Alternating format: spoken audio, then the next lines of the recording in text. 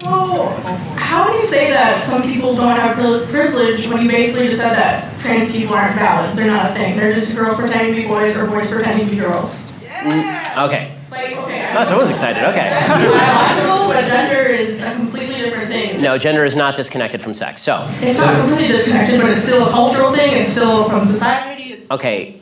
No, it is not in the mind. Okay, you're not a man if you think you're a man. And I didn't say pretending, or if I did, I shouldn't have said pretending. Let me amend. You said playing. Okay, I said a boy who thinks he's a girl. That's the usual phraseology I use.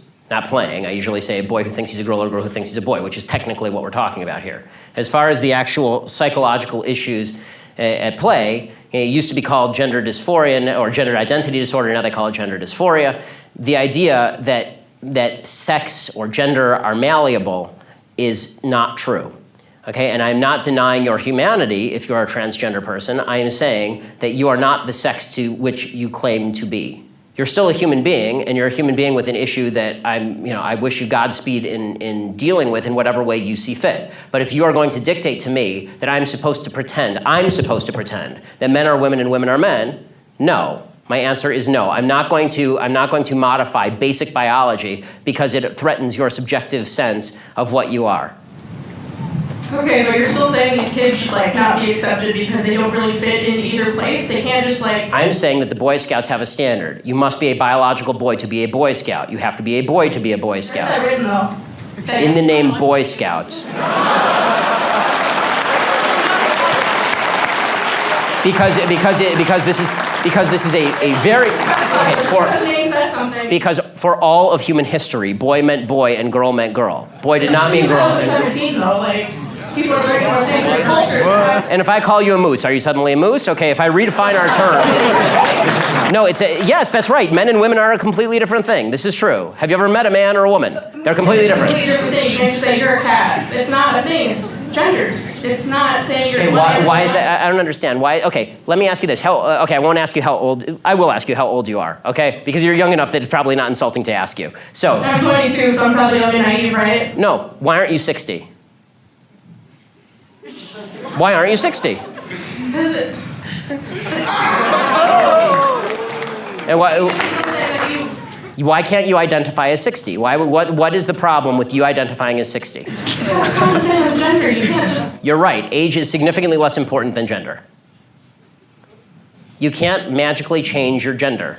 You can't magically change your sex. You can't magically change your age. You can still legally change it. People recognize. You can't legally change your age, by the way.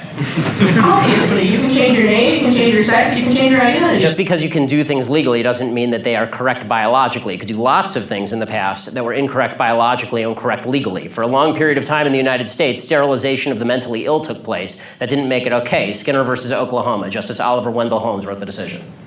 Right. I still don't understand how these children that have gender. It's not a matter of open-minded and accepting. I want them to get treatment that they see fit, but that's not involving me. The idea behind the transgender movement as a civil rights movement is the idea that all of their problems would just go away if I would pretend that they were the sex to which they claim membership. That's nonsense. The transgender suicide rate is 40%.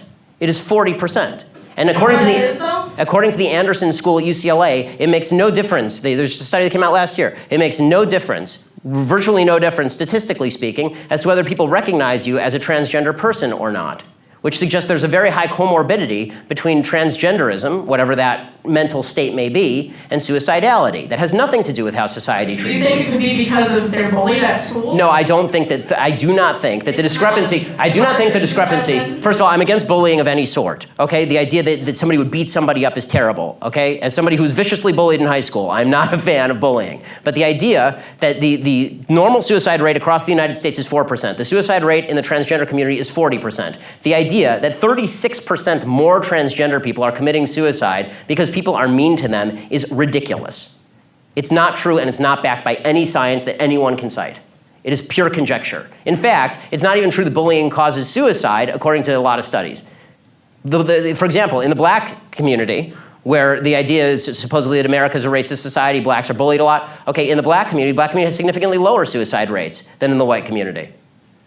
In fact, in third world countries, the suicide rate is significantly lower than in first world countries. Suicide actually seems to be a privilege of the upper classes if you actually look at it from a financial perspective.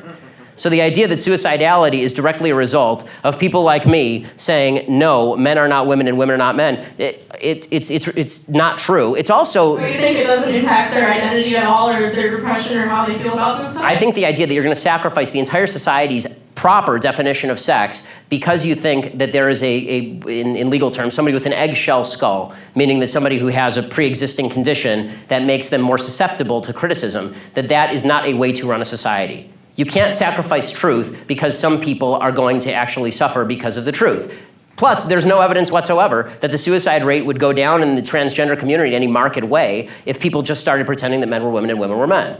We're trying that experiment now. We'll find out whether it works. So far, no evidence. Have you talked to a group of trans people at all instead of this group of white people? I'm more than happy to talk to a group of any people who will have me, but usually they protest me.